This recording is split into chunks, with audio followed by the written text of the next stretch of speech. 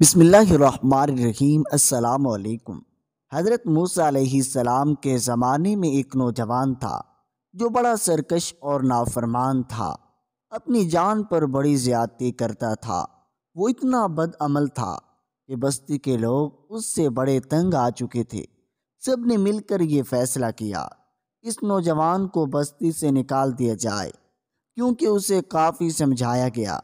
بڑے بوڑھوں نے نصیحت کی لیکن وہ برائیوں سے باز نہ آیا، تو مجبور ہو کر ساری بستی والوں نے اس کے برے کاموں کی وجہ سے اسے بستی سے نکال دیا۔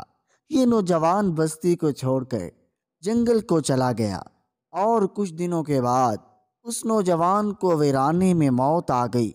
اللہ تعالی حضرت موسیٰ علیہ السلام کی طرف وحی بھیجی کہ میرے اولیاء میں سے ایک ولی کو موت آ گئی ہے اور جنگل میں فلاں جگہ پڑا ہے، آپ اس کے پاس جائیں، اس کو غسل دیجیے اور اس کے جنازے کی نماز پڑھائیے، اور فرما دیجیے جس بندے کے گناہ بہت زیادہ ہوں وہ اس جنازے کی نماز پڑھے، میں اس بندے کے گناہوں کو جنازے میں شرکت کرنے پر معاف کر دوں گا۔ اور رب کریم نے فرمایا، اور اس کو قبر میں جلد دفنا دیجیے تاکہ میں اس کے ساتھ اچھا معاملہ کروں۔ حضرت موسیٰ علیہ السلام نے بنی اسرائیل میں دور دور تک اعلان کروا دیا تاکہ زیادہ سے زیادہ ان کے امتی جنازے میں شرکت کر کے اپنی مغفرت اللہ تعالیٰ سے کروا لے۔ یہ اعلان سن کر بہت زیادہ تعداد میں لوگ اکٹھے ہو گئے، کیونکہ ہر بندہ چاہتا تھا میرے گناہ معاف ہو جائیں، کیونکہ وہ اللہ کے پیغمبر کی زبان سے مغفرت کی خوشخبری سن چکے تھے۔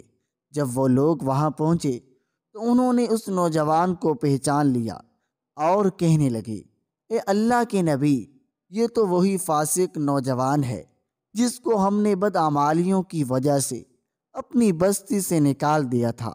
یہ سن کر حضرت موسیٰ علیہ السلام بڑے حیران ہوئے، تو اللہ رب العزت نے حضرت موسیٰ علیہ السلام کی طرف وحی نازل فرمائی کہ یہ ٹھیک کہہ رہے ہیں، کیونکہ یہ سب کچھ جاننے والے ہیں، مگر معاملہ یہ ہے جب اس بندے کو اس ویرانے میں موت آئی تو اس نے اپنی دائیں طرف بھی دیکھا اور اپنی بائیں طرف بھی دیکھا اور کوئی اپنا قریبی نظر نہیں آیا۔ اس نے اپنے آپ کو غریب مسافر گھر سے باہر اکیلا ذلیل اور مایوس ٹوٹا دل پایا۔ پھر اس نے میری طرف اوپر نظر اٹھائی اور کہا، اے اللہ، تیرے بندوں میں سے ایک بندہ ہوں اور اپنے شہر سے اپنوں کے ہاتھوں نکالا گیا ہوں۔ اگر مجھے علم ہوتا کہ مجھے عذاب دینے سے آپ کی شاہی میں اضافہ ہو جائے گا اور مجھے صاف کر دینے پر آپ کی بادشاہی میں کوئی کمی نہیں آئے گی، اے اللہ، میں آپ سے کبھی مغفرت کا سوال نہ کرتا میرے رب کریم، اور نہیں میری کوئی جائے پناہ اور نہیں کوئی میری امید گاہ مگر تیرے سوا مگر تو ہی ہے۔ میں نے سنا ہے آپ نے یہ آیات نازل کی ہے کہ میں بڑا بخشنے والا بڑا رحیم ہوں، لہٰذا میرے رب میری امید کو نہ توڑنا۔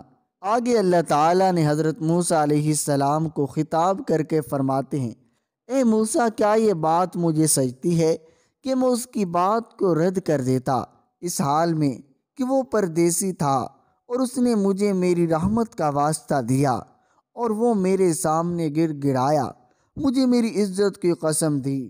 اگر وہ پوری دنیا کے گناہ گاروں کی بخشش کا سوال کرتا تو دنیا کے سارے گناہ گاروں کی بخشش کر دیتا۔ اے موسیٰ، پردیسی کی پناہ گاہ ہوں اور میں ہی اس کا دوست ہوں اور میں ہی اس کا طبیب ہوں اور میں ہی اس پر رحم کرنے والا ہوں۔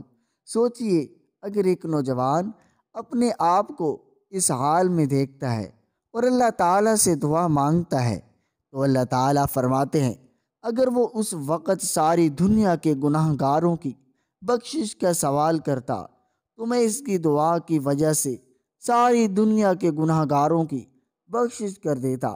جب وہ اتنا کریم ہے تو کیا اتنے بڑے مجمع میں سے اللہ تعالیٰ ہم میں سے کسی ایک کی بھی فریاد کو قبول نہیں فرمائیں گے؟ کوئی ایسا مرد ہوگا، کوئی ایسی عورت ہوگی جس کے دل سے دعا نکلے گی اور اس کی برکت سے اللہ تعالیٰ باقی سب کے گناہوں کی بھی بخشش فرما دیں گے۔ لہٰذا آج پکی سچی توبہ کر کے پوری زندگی کے گناہوں کو بخشوا لیجئے۔